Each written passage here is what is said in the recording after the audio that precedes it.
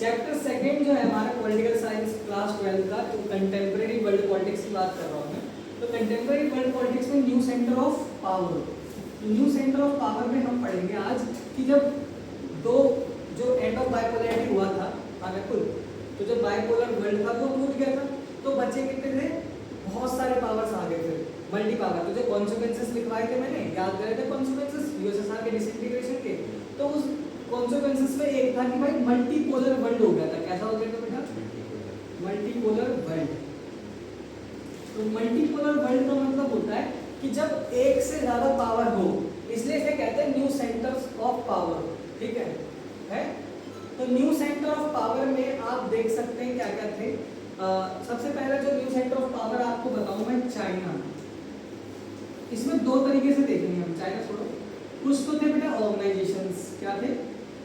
Organisations, ठीक है बिल्कुल। और दूसरे जो थे वो थे कंट्रीज। तो जो ऑर्गेनाइजेशंस थे बेटा वो कौन से थे? आसियान, यूरोपियन यूनियन, क्या था? नहीं बेटा आसियान ही पढ़ेंगे, फुल फॉर्म बता रहा हूं। यूरोपियन यूनियन, और एक था सार्क। तुम में भी आएगा, ठीक है? तुम में हिंदी में आएगा, दक्षेश हो गया, आसियान हो गया और यूरोपीय संघ हो गया। ठीक है?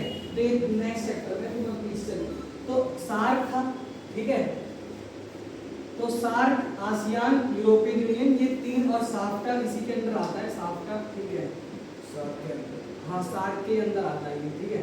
तो ये तीन ऑर्गेनाइजेशन के बारे में डिटेल से पढ़ना है। और बाकी जो थे वो कंट्रीज थे, तो न्यू सेंटर ऑफ पावर थे।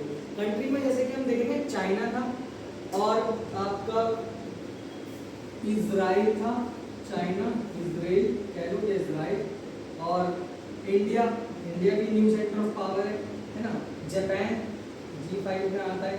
साउथ कोरिया बेटा, कोरिया जो कंट्री है जिसके फैन बने जा रहे हैं आजकल लोग, के पॉप वगैरह जो है ना, ये बहुत famous. Samsung company, Deccan company, जितनी भी कंपनीज होती हैं वो काफ़ी वायरल होती है यहाँ की। साउथ कोरिया की, साउथ कोरिया और नॉर्थ कोरिया अलग है, बट नॉर्थ कोरिया में मिसाइल टेस्ट वगैरह होते हैं, और साउथ कोरिया जो है वो बेसिकली सैमसंग के लिए फेमस है और अपने ब्रांड्स वगैरह के लिए फेमस है। डेक्कन, सोनी, सब साउथ कोरिया के ब्रांड्स हैं जो कि इंडिया से उसके रिलेशंस को भी बताते हैं। इस चैप्टर में थोड़ा हम रिलेशन भी देखेंगे, लेकिन ज़्यादातर रिलेशंस के बारे में हम सेकेंड बुक में देखेंगे, जो कि है आपका इंडियन पॉलिटिक्स सिंस इंडिपेंडेंस। ठीक है?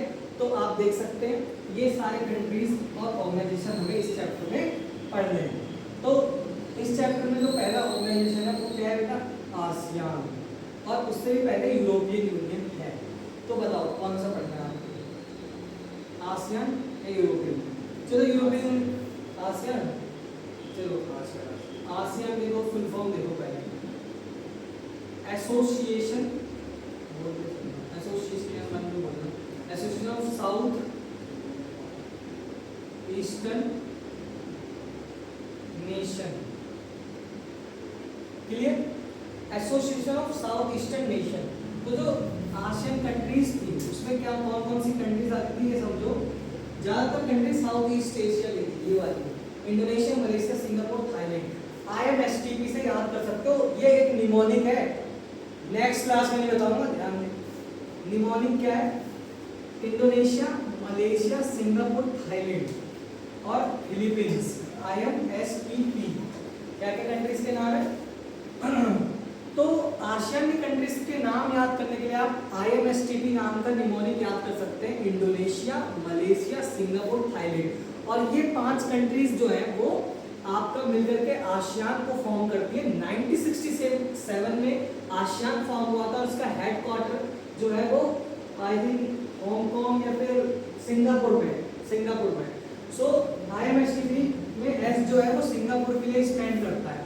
इंडोनेशिया, मेरे साथ बोलना, Indonesia, Malaysia, Singapore, Thailand, Philippines, ये सारे कंट्री मिलकर के क्या बनाते हैं? आसियान। आसियान एक क्या है बेटा? ऑर्गेनाइजेशन। क्या है आसियान? ऑर्गेनाइजेशन, तो